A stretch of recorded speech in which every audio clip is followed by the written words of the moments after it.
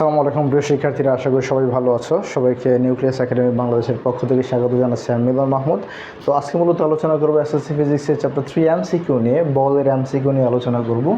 তো এখানে আমি মূলত এমসিকিউকে এক কথায় আকারে সাজিয়ে দিয়েছি। ওকে, দেখো, গতির কোন সূত্র থেকে বল ও জড়তার ধারণা পাওয়া যায়? তো এটা হচ্ছে প্রথম সূত্র থেকে আমরা বল এবং জড়তার ধারণা খুঁজে পাই। ওকে, তাহলে প্রথম সূত্র।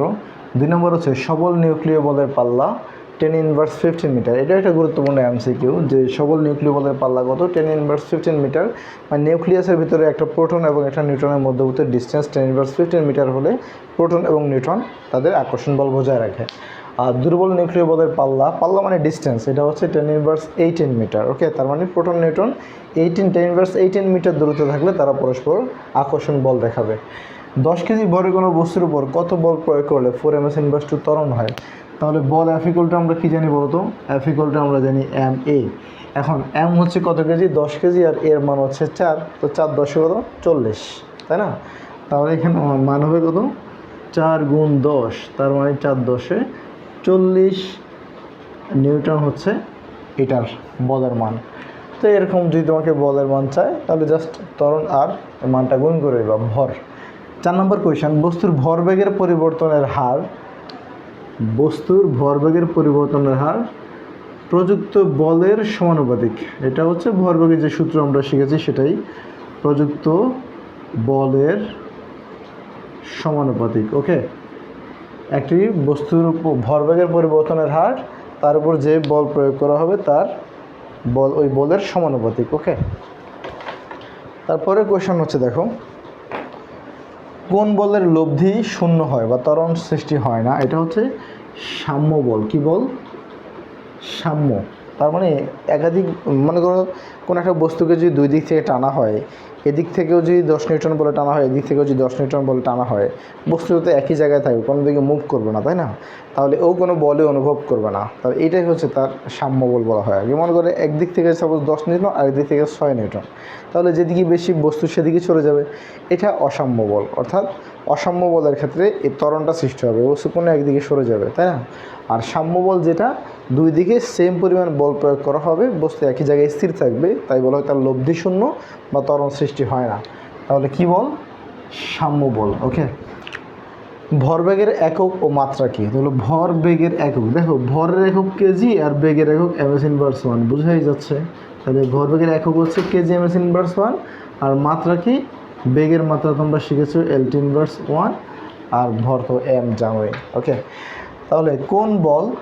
তাহলে এটা হচ্ছে তার ভরবেগের একক, আর মাত্রা হচ্ছে mL/1। ওকে, তারপরে কোন বল আকর্ষণ ও বিকর্ষণ উভয়ে করতে পারে? এটা হচ্ছে বিদ্যুৎ চৌম্বকীয় বল। বিদ্যুৎ চৌম্বকীয় বলের ক্ষেত্রে আকর্ষণ হবে, বিকর্ষণ হবে। কোনটি দ্বারা জড়তা পরিমাপ করা যায়? তো জড়তার পরিমাপক হচ্ছে ভর। যার ভর যত বেশি সে স্থির, মানে কোনো একটা জায়গার ভরবেগের ভরবেগ বেশি পরিমাণ দেখাবে সে। অর্থাৎ ভরবেগটা মূলত এটা হচ্ছে জড়তা। জড়তা হচ্ছে ভরের পরিমাপক। ওকে, মনে করো 80 কেজি ভরের একটা বস্তু একটা জায়গায় বসে আছে, তুমি তাকে সরাতে তোমার যে পরিমাণ বল প্রয়োগ করতে হবে, 40 কেজি একটা ভরের বস্তুকে তুমি সরাতে আরও অনেক কম বল প্রয়োগ করতে হবে। তার মানে ওই 80 কেজি ভরের বস্তুর জড়তা অনেক বেশি। ওকে, এটা হচ্ছে তার জড়তার পরিমাপক আমরা ভর। এই জন্য জড়তার পরিমাপক কী বলি আমরা? ভর। ওকে, কোন বল অস্পর্শ বল? অস্পর্শ বল মানে হচ্ছে দুইটা বস্তুর সংস্পর্শে স্পর্শ না হয়ে যে বলটা কাজ করে। যেমন ঘর্ষণ বল কি? একটা বস্তুর উপর দিয়ে একটা বস্তু যদি চলতে চেষ্টা করে বা চলে, বা একটা বস্তুর উপর স্থির অবস্থায় আছে, সেটা ঘর্ষণ বল, যেটা স্পর্শ বল। আর অস্পর্শ বল হচ্ছে অভিকর্ষ বল। ওকে, আমরা বলতে পারি অভিকর্ষ বল।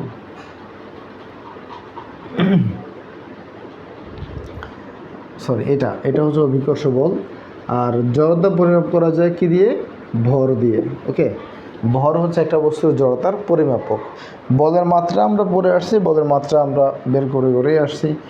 বল সমান ভর গুণ ত্বরণ, তোমরা জানো। তাহলে mL/2 বলের মাত্রা।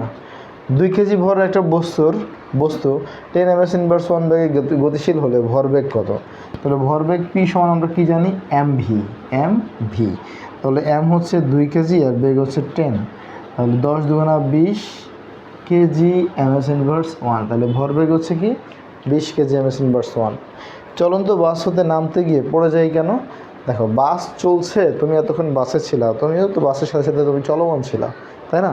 তাই তুমি যদি বাস থেকে নেমে তুমি এক জায়গায় স্থির দাঁড়াতে চাও, তুমি পড়ে যাবা। কারণ বাস যেহেতু এতক্ষণ চলছে, তুমিও তার সাথে সাথে চলমান ছিলা, তার মানে এটা গতিজড়তা কাজ করতেছে। এই জন্য তুমি যদি সাডেনলি নামতে চাও, তুমি কী করতে হবে? বাস যেদিকে যাচ্ছে তুমি বাম পায়ে নেমে একটু দৌড়াবা, তাহলে তুমি পড়বা না। কিন্তু যদি বাম পায়ে না নেমে ডান পায়ে নামো, তাহলে তুমি উল্টা নামো, পড়ে যাবা। হ্যাঁ, স্থির থাকতে পারবো না কিন্তু, কারণ গাড়ি চলছে, তুমিও চলতে হবে, এটাই সিস্টেম। ওকে, গতিজড়তা আর কি। তাহলে আমরা পড়ে যাই গতিজড়তার কারণে। কি বলবো? গতিজড়তার কারণে। গতিজড়তার কারণে আমরা পড়ে যাই।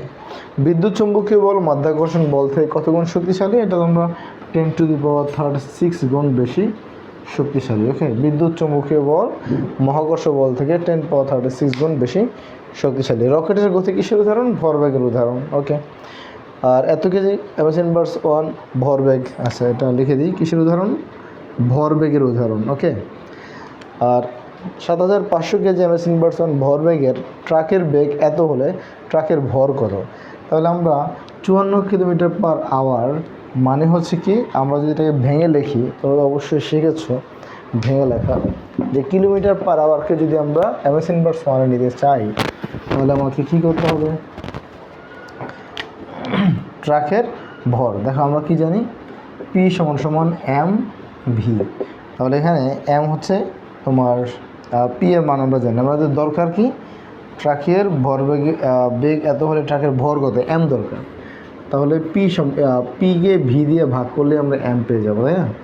এখন পি এর মান দেওয়া আছে 7500, আর বেগ ভি এর মান দেওয়া আছে কিলোমিটার/আওয়ার। তাহলে তুমি এই বেগ ভিটা কিলোমিটার/আওয়ার নিতে হবে। এটা কি দিয়ে আছে? 54 আছে, তাই না? 54 গুণ 1000 ডিভাইড বাই আওয়ার, যেহেতু 3600 দিয়ে ভাগ করবা, তাহলে তুমি কত পাবা? 15 পাবা। ওকে, 15 এম এস ইনভার্স 1। ঠিক আছে, তোমাকে আমি একটা সহজ রাস্তা দেখা দিই।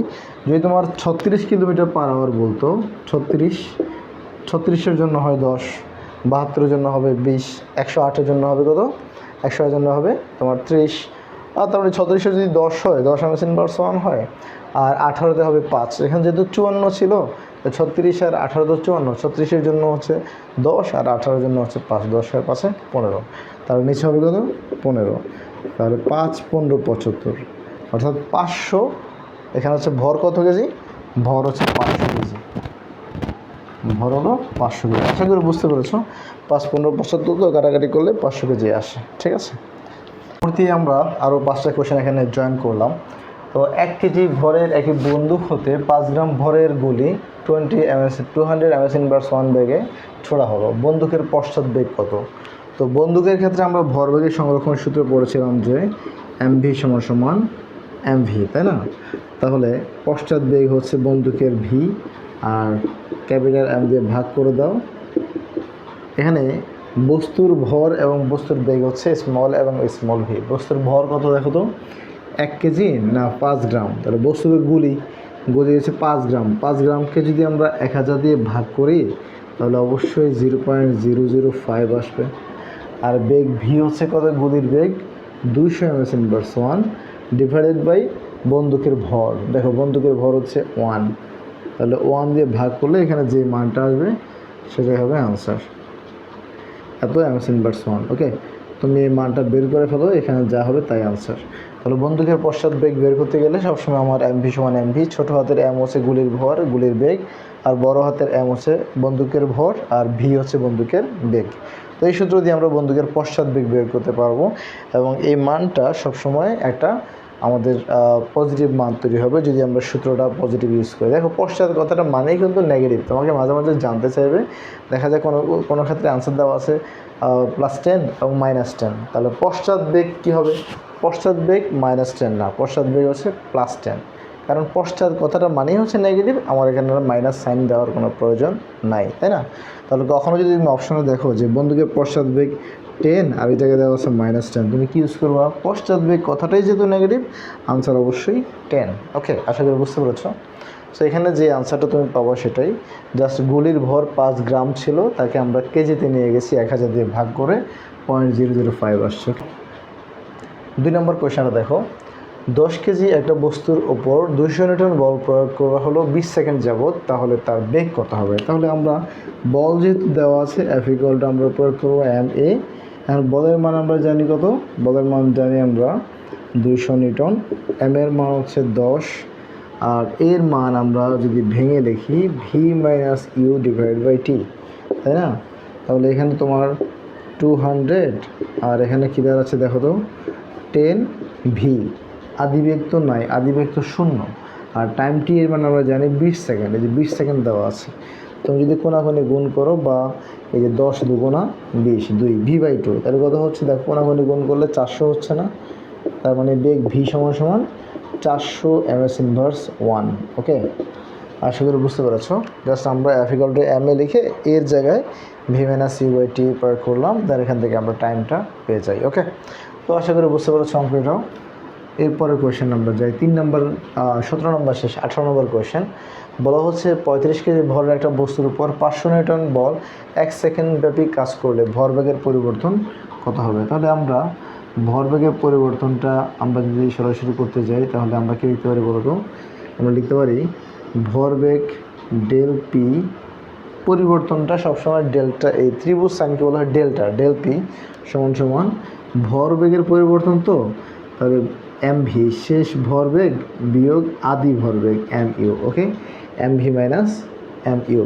তাহলে এখানে আমরা এই ডেল পি জায়গায় আমরা লিখতে পারি ft, কি লিখতে পারি আমরা? ft লিখতে পারি আমরা, হ্যাঁ, ডেল পি সমান মাথায় রাখবা ft। ওকে, তাহলে mv - mu আমরা বের করতে যাই। এখানে যদি তুমি কাজ করো m × v - u, আর বলের মান আমরা জানি কত, বলের মান দেওয়া আছে এখানে কত, 500 নিউটন আর 1 সেকেন্ড। ওকে, তাহলে m × v - u সমান এখানে আর কিছুই না, 500 কেজি ms−1। তাহলে v - u অর্থাৎ ভরবেগের পরিবর্তনটা হচ্ছে কত, 500 কেজি ms−1। ওকে, এখন যদি তোমাকে বলে যে ভরবেগ না, শুধু বেগের পরিবর্তন কত, তাহলে ভরের মান তুমি জানো, এখানে ভরের মান দেওয়া আছে দেখো 10 কেজি, তুমি জাস্ট এই 10 দিয়ে যদি 500কে ভাগ করে তাহলে 50 পাবো, তাহলে বেগের পরিবর্তন হচ্ছে 50। ওকে, কিন্তু তোমাকে ভরবেগের পরিবর্তন বললে তুমি প্রয়োজন এখানে কাজটা করারই দরকার নেই, তুমি নর্মালি রাখতে পারবা, কিন্তু আমি দিলাম কেন, কারণ কখনো কখনো তোমাকে ভরবেগ না বলে শুধু বেগের পরিবর্তন বলে, তখন তুমি m দিয়ে এটাকে ভাগ করে দিবা। ঠিক আছে, আশা করি বুঝতে পেরেছো। এটা 500 কেজি ms−1। ঠিক আছে, তাহলে ভরবেগের পরিবর্তন ডেল পি সমান ft। ওকে, মাথা থাকবে। আচ্ছা, এটা তোমাকে আমরা একটু দেখাই দিই। মনে করে F = কি বলো তো, ma, তাই না? F = হচ্ছে ma। তাহলে m এর জায়গায় m, এই জায়গায় লিখতে পারি আমরা v - u/t, কোনাকুনি যদি গুণ করি দেখো তো ft সমান m × v - u, এটা আসে না? তাহলে m × v - u বলতে আমরা কি বুঝি? ভর বেগের পরিবর্তন। আমরা আরও একটু যদি ভেঙে লিখি, আমরা লিখতে পারি mv - mu। তাহলে এটা অবশ্যই ভরবেগের পরিবর্তন, আর ভরবেগকে প্রকাশ করা হয় পি দ্বারা, এই জন্য আমরা এই ft এর জায়গায় আমরা পি ব্যবহার করি, কিন্তু পরিবর্তন বোঝাতে ডেল সাইন ইউজ করি আর কি। বুঝতে পেরেছো আশা করি? mv - mu মানে ভরবেগের পরিবর্তন, এটাকে প্রকাশ করতে পারি আমরা ft মানে হচ্ছে ডেল্টা পি দিয়ে। ওকে, এই হচ্ছে কথা। তারপরে কোয়েশ্চেনটা কি আছে দেখো, একজন বালক 50 নিউটন বল দ্বারা ঘর্ষণবিহীন মেঝেতে এত গ্রাম ভরের বাক্সকে ধাক্কা দিল, বাক্সের ত্বরণ কত? তাহলে ঘর্ষণহীন মেঝে মানে প্রযুক্ত বল, তাহলে প্রযুক্ত বল পি সমান আমরা কি পড়েছি বলো তো, ma। তাহলে ত্বরণের কথা বলা হচ্ছে, জাস্ট m দিয়ে ভাগ করে দাও তাহলেই হয়ে যাবে। তাহলে প্রযুক্ত বল পি এর মান কত নিউটন দেওয়া আছে?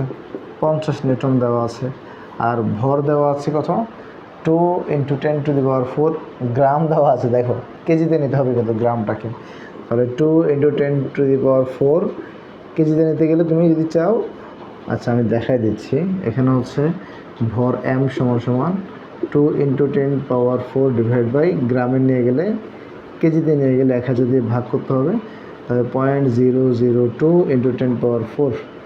আমরা চাইলে এটাকে 10⁻³ দিয়েও লিখতে পারতাম, তো লিখলাম না আর কি। তাহলে হচ্ছে এ, আর এই মানটা কত, 0.002। তাহলে এখানে তুমি যে মানটা পাবো সেটাই হচ্ছে এই ঘর্ষণবিহীন মেঝেতে তার ত্বরণ। ওকে, আশা করি বুঝতে পেরেছো। এখানে 50 আর এই মান দিয়ে ভাগ করো, যে মানটা আসবে সেটাই আনসার। লাস্ট কোয়েশ্চেন, যে ক্রিয়া বল F1 আর প্রতিক্রিয়া বল F2 যদি হয়, তাহলে নিউটনের তৃতীয় সূত্র হচ্ছে আমরা জানি প্রতিক্রিয়ারই একটা সমান ও বিপরীত প্রতিক্রিয়া আছে, বিপরীত, এই জন্য মাইনাস। ওকে, তাহলে যদি আমরা আমাকে অপশানে কখনো কখনো এটা থাকবে, কখনো এটা না থেকে F2টাকে এই পাশে নিয়ে আসবে, তাহলে কি F2 প্লাস হয়ে যাবে না, ইকুয়াল টু 0। তাহলে এটা যে কথা এটাও সেই একই কথা। আশা করি বুঝতে পেরেছো। তো এই 20টা মোটামুটি এমসিকিউ পড়লে আমার মনে হয় এই অধ্যায়ে একটা ভালো আইডিয়া তোমার হবে। আর বাকিরা মহাকর্ষ বল, টুকটাক ম্যাথগুলো আছে, ঘর্ষণ, মহাকর্ষ, এগুলো নিয়ে। ওকে, নেক্সট একটা ভিডিও দিয়ে আমরা কভার করবো ইনশাল্লাহ। আসসালামু আলাইকুম।